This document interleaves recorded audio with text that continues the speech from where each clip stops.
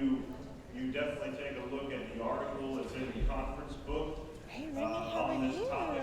But Curtis Linnell, the Executive Vice President of Thoroughbred Racing Protection Bureau of TRPB, is here with Technician Operations and Investigations, Teena, Appleby, here Let's go talk to her to talk about updating the digital horse tattoo identification.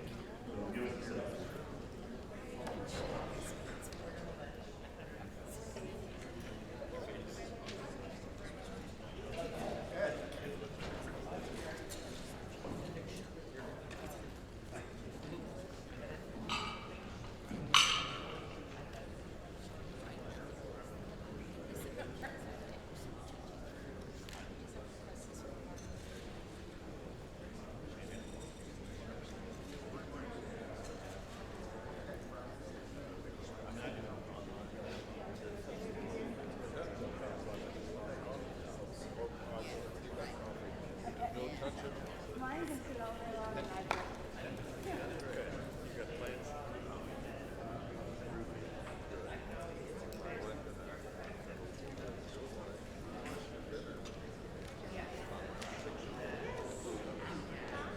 Okay, guys, I know it's a quick transition, but we want to move in the interest of time and give Curtis and Teena plenty of time to talk. I know that the previous panel, there's a lot of discussion and topics and questions.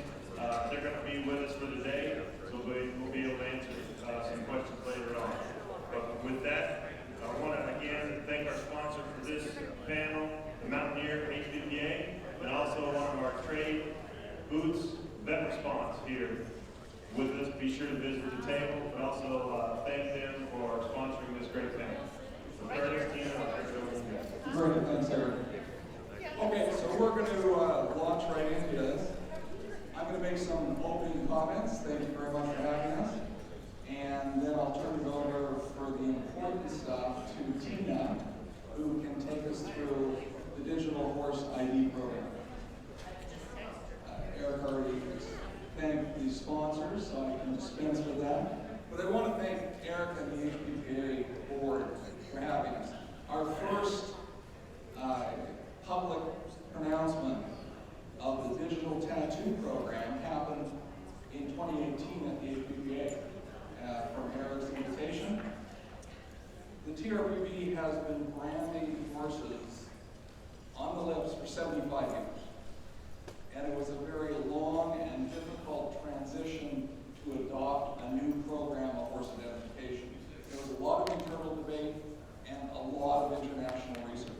And so we looked at many different types of horse identification around the world before we adopted the digital tattoos. I think it's only fitting that we're here at Oakland today because one of our members, board members of the TRPB is Lou Sella. And the Sellas have always stood for integrity, and Lou was an extremely strong supporter of our move to digital tattooing. So we looked at worldwide patterns of horse identification. We said, how does that fit into the North American environment? So we decided to partner with the Jockey Club and use visual horse identification seamlessly on the horse's credential information as sits in the registry. And that's important. And we're going to re-emphasize what physical identification is for horses and how that sits on the registry. And the way you get to that is either through the horse's name or a microchip scan. So it's visual identification. Again, Teena's going to show you a number of slides. So, the TRPB board, when the board adopted the proposal for the digital tattoo, said that the benchmark for horse identification was 100%. 100% of all horses and 100% of all races need to be identified and identified as the correct horse. We can't have an incorrect horse starting in the race, and we can't have a correct horse scratch from the race. And that's the benchmark. So that's a very exacting standard. Obviously very difficult to achieve, but we put together the digital tattoo program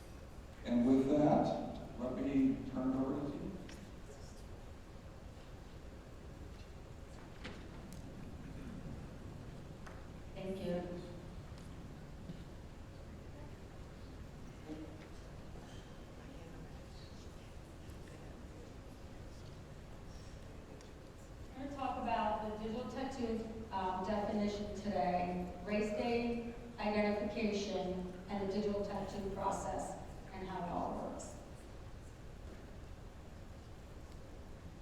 And have time to drink water.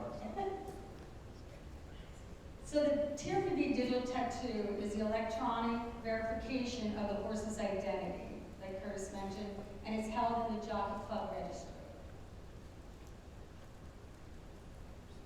January 2020 was the change that went into effect. We ended the ink tattoo on horses at the end of December 2019.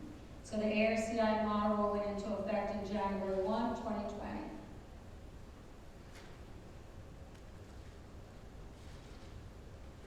Reading the microchip, as you can see one of our technicians here getting ready to scan the horse. The digital tattoo data, the Jockey Club registration will pop up onto the tablet that the technician has. So it has to be paired. You have to have a Bluetooth scanner and it's paired with the tablet. And when you scan the horse, it'll come over about that horse, all that horse's information shows up onto the tablet. And in each horse, we take anywhere from 12 to 14 photos, is what our technician takes at the time of digitally tattooing a horse. And the photos, just to add to that, the photos on the digital tattoo platform are high resolution, but they're also expandable. So anyone looking at your horse can get to the nth degree of markings in a number of different ways. So it absolutely identifies the horse.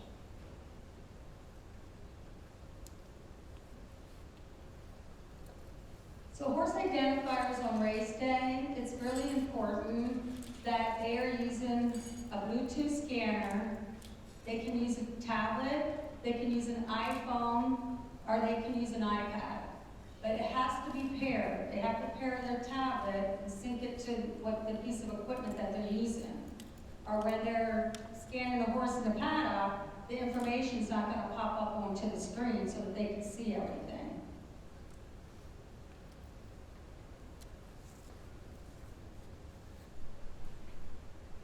I'm going to talk about the importance of race day. Morning vet checks. So the morning vet, they should have the same equipment so that when they're checking the horse, that they make sure that they're checking the right horse that's racing that day. You need to, again, they can use an iPhone, they can use a tablet, they can use an iPad. Horse enters the paddock on race day. Horse identifier has the equipment, the tablet, the scanner. You want to make sure everything's charged, and so that and it'll last all day. You won't have to recharge it, it'll last. And then after the race, you want to make sure that the test barn, the horse goes to the test barn, the vets at the test barn should have the same equipment. And that's a good thing when your horse goes to the test barn after the race.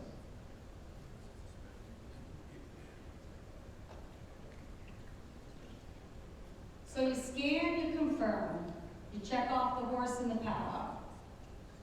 And we're going to show you a slide, and one of our slides will come up, and it'll show you exactly how the horse identifier should be checking the horse. If not absolutely sure it's the horse identifier can just finish checking the rest of the horses and just tell that horse just to go to the stall or keep circling until the horse identifier can go and verify that it is the right horse. And how do we do that? We check the markings, we check there's photos we take. We're going to check all that. We're going to make sure. I'll use an example. Opening day at Fauna Park. I was there to help a new horse identifier. Horse comes to the paddock, doesn't pop up on the tablet. Scans the horse, nothing came up. So I scan the horse again, because you want to make sure that your fingers aren't interfering with something on the tablet. So try again, didn't come up. Sent the horse to the stall. Horse goes over there. After we finished checking the rest of the horses, we took our tablet, we went over again, and we looked at the photos that we took of that horse. It was a different horse that we were brought to the paddock. And the trainer said, no, it's the same horse. I pulled all the pictures up, showed them, and you can even look at the full certificate on the tablet. So everything was there, everything about the markings, the photos, even the full photos are there. So there's no reason, you know what I mean, that a horse identifier isn't seeing all that in the paddock. And the great thing, and Teena mentioned this in the last slide, it's not just the horse identifier. The horse identification tools through a smartphone or a tablet is available to a myriad of officials, track officials, and commission people. Between the important stuff, and everyone gets caught up in the scanner, that's just a way to get to horse identification records. The important part of horse identification is all the photos of the horse up on the file. That's the critical part. It's not the microchip. The microchip is just one way to efficiently get there.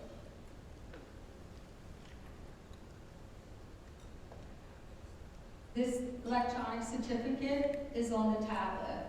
When every horse that's in that race, this comes up. So if they're not sure of something, you can click and the papers are right there on the tablet. So you can go through, there's the TRPB cert, the seal is right on there.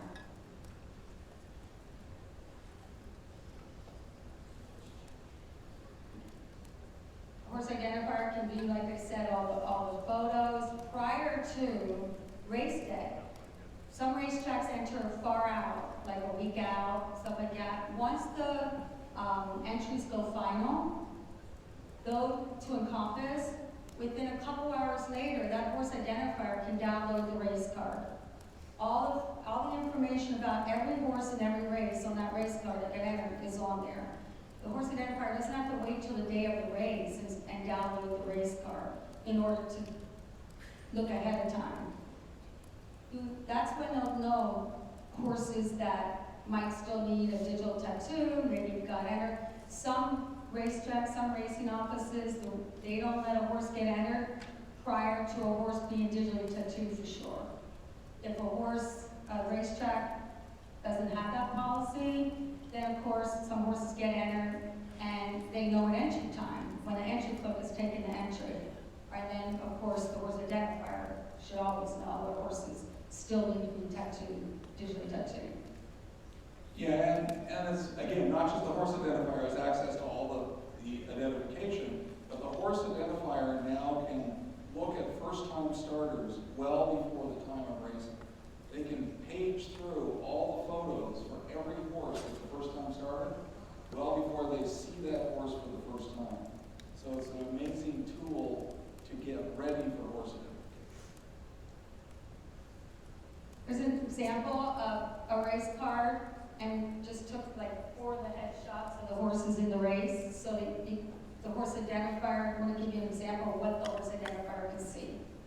If you have to identify the horse off of these photos, we take the side shots, the left side, the right side. We take a good front view of the horse and we take a rear shot of the horse. Every whirl, every cowlick, that's all identified, and again, all photos are high resolution and can be expanded up on a tablet right down to an nth degree. You can see it far better in the photo than you can actually on the horse. There's the night eyes. We take all 4 of the night eyes. And like the night eyes, and like our fingerprints, no two are alike. Same with horses. Again, this is another horse in a race. See how clear the photos are? This is what vets can see. This is what horse identifiers can see. Should they have questioned something in the paddock or prior to morning checks? And there's some more night eye photos. Yeah, some associations, well, I should say notably, the New York Racing Association uses the 4-picture night eye chestnut view in order for multiple identifications for a horse coming in the second or third time into the paddock.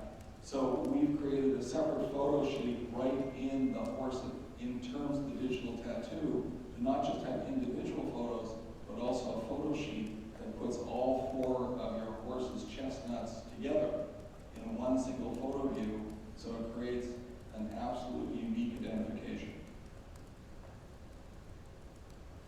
This is what the race card looks like.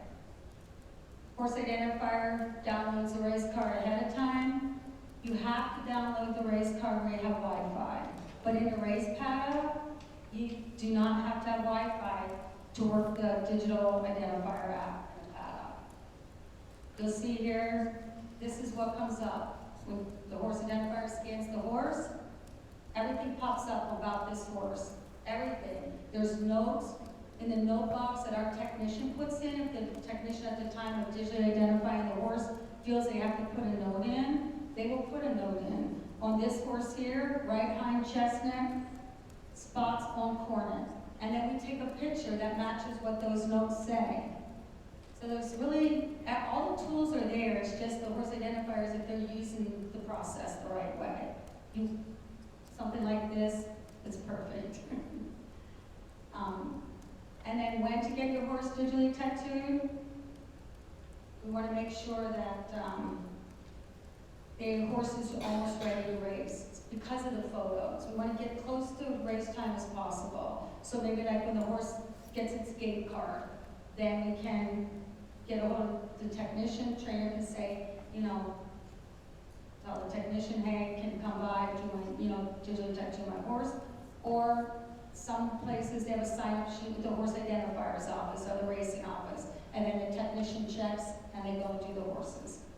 Yeah, having that horse's gate card is absolutely the right time to get your horse digitally tattooed. Okay, we're going to quickly, we've gone through this before, but we're going to quickly do it again. This is one of the places that you're going to encounter the TRPB technician is when your horse, on that first lifetime start, before that first lifetime start starts, gets digitally tattooed. And we tell our technicians is that it's a 4-step process. And the first step is collecting the feed. And I don't want to hammer on this a lot, but we spend an incredible amount of resources trying to handle a small number of trainers in terms of securing their feeds for digital tattooing. And it's unproductive and it's annoying. And we're quickly going to all electronic payments, and I'll announce it here within a couple of years. We're going to be solely electronic because it takes up way too much time and resources for the important stuff. But the first thing is collecting the fee. Just recently, we added the square reader. So the tracks where our technician has to collect, they're trained on accepting credit cards and have been asking people, if you want to pay with a credit card. Because sometimes the trainer forgets their checkbook, or maybe the trainer forgets the cash, and they forgot that they were coming, or they had to go out of town, and the assistant's there. They have to make payment. We tell the technician, you cannot do a horse unless you're paid at the time of service. And we are working with Venmo right now in terms of advanced payment systems. This is a technician. She works at the office with us. She's part of the horse ID team. Goes every Tuesday to Fairhill Training Center in Maryland. Here you see she's scanning the horse, microchip, and she has her tablet right there in her left hand.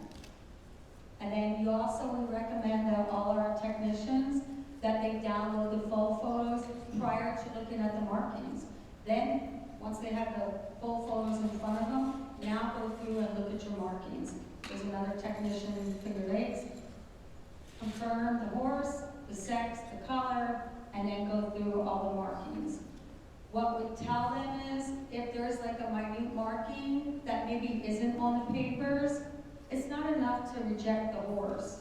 We have technology today, so let's use the technology. We ask them to put a note in the note box and take a picture of the marking, like the cornet band where the white spots were in earlier. That way, it all matches for a race day. So now that we have the ability, as Teena said, to actually put minute markings right on the notes and not reject the horse, we've taken the number of non-compliant horses for identification down considerably. Having said that, there's still roughly 2 to 3% of horses that are non-compliant, so their papers do need to be corrected before we can put the seal of digital tattooing, but we have all the photos available already. So it makes that process much more efficient. Rejection is severe, means that we cannot digitally tattoo the horse, and that still, even though it's a small number, is significant. I just want to comment on the non-compliant. our technician will still go through, they'll collect payment, they'll take the photos, and then the horse's, the non-compliance seal goes on instead of the TRPB seal, until those horses' papers are corrected. Example, maybe the paper said the horse had a hind white ankle, and when they registered the horse, somebody wrote hind left ankle. Well, that we have to do a non-compliant on that horse, and the papers have to be corrected.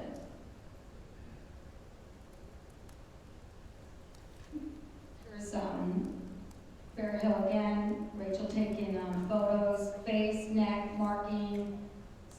We try to take as many markings as possible, the chestnuts, the scars, and then we take a photo of the scanner. And this is the scanner we use, the OmniMax scanner, and then we upload the photos and then put the seal on, or the non-compliant seal.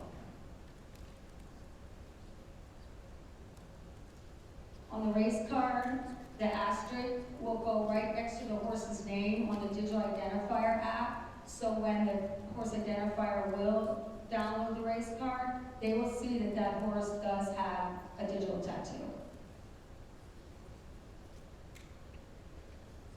Currently, we have 56 technicians in the field. You know, I know this is a low-tech board that we have in the office, but it's very handy.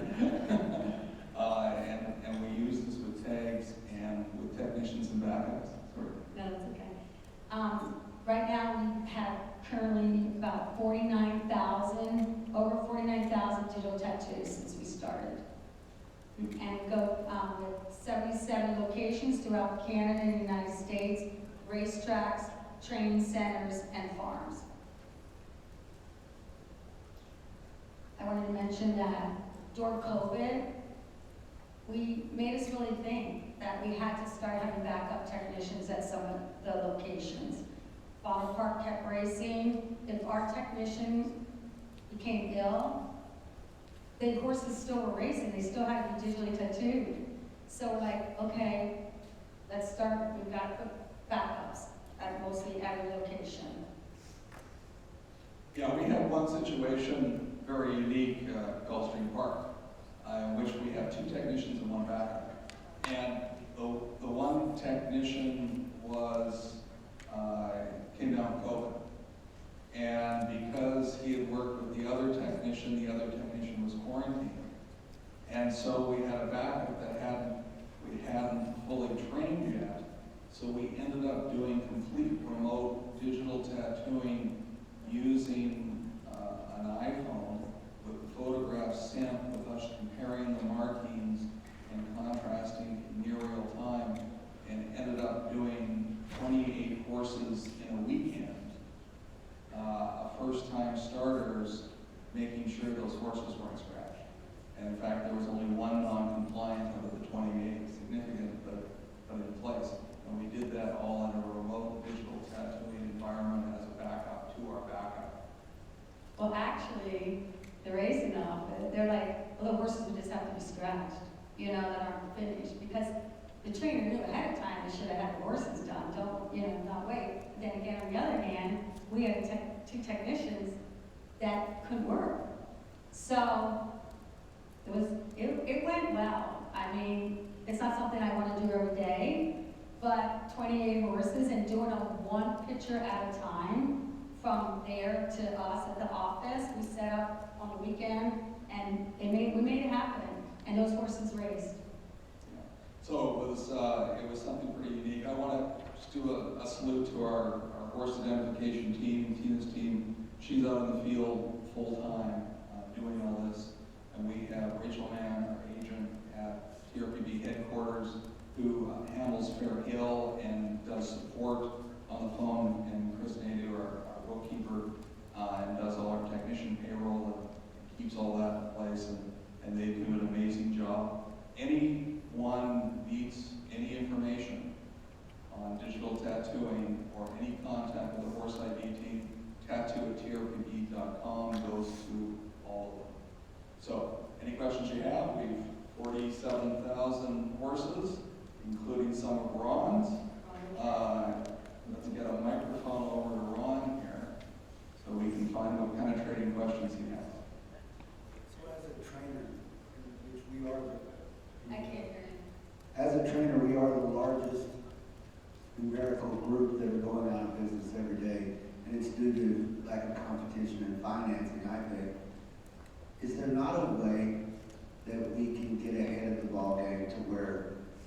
trainer is not financing the tattooing for the owner. We got Venmo, you got all this stuff, and that shows you're going in the right direction. But why are we not getting the money from either account setup or jockey club for the owner?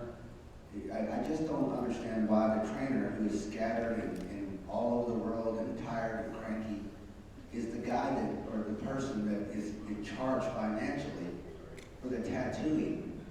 And then all they're going to do is put it on a bill. Why can't we go around it and go to the ultimate obligation of that, which is the owner, which we could get that when they register the fold?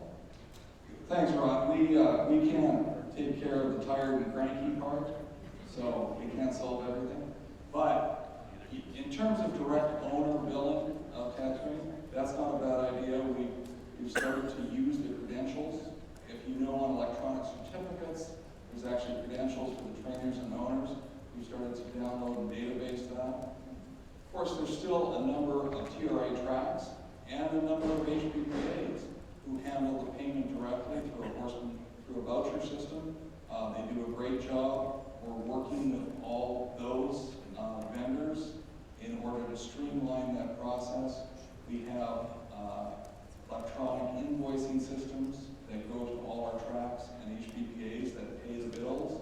We have complete detail, and we have all that information. So there's a number of fronts we're taking that on.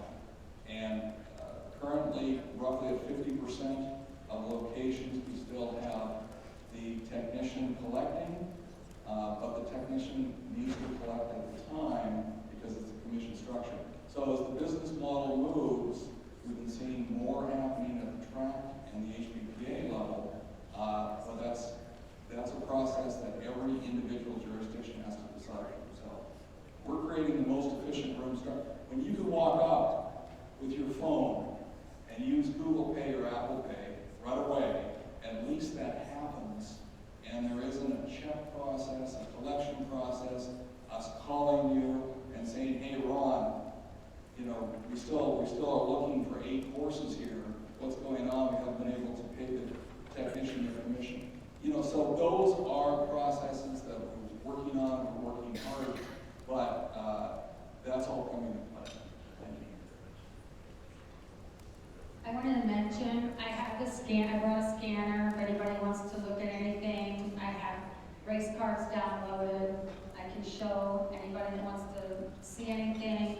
And I brought what the microchips look like that you get from the Jockey Club. Any questions, like Curtis said, please reach out. We want to help you.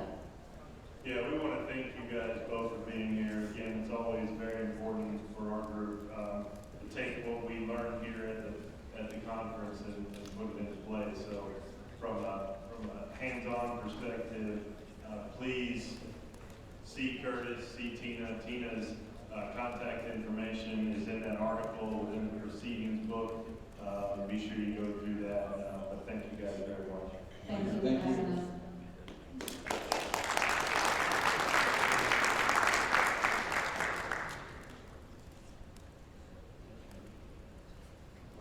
All right, up next, we're going to go right on into our next panel.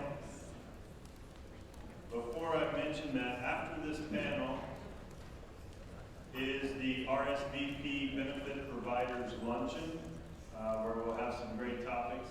But the speakers and the presenters for the benefit providers, we want to make sure you get your lunch first.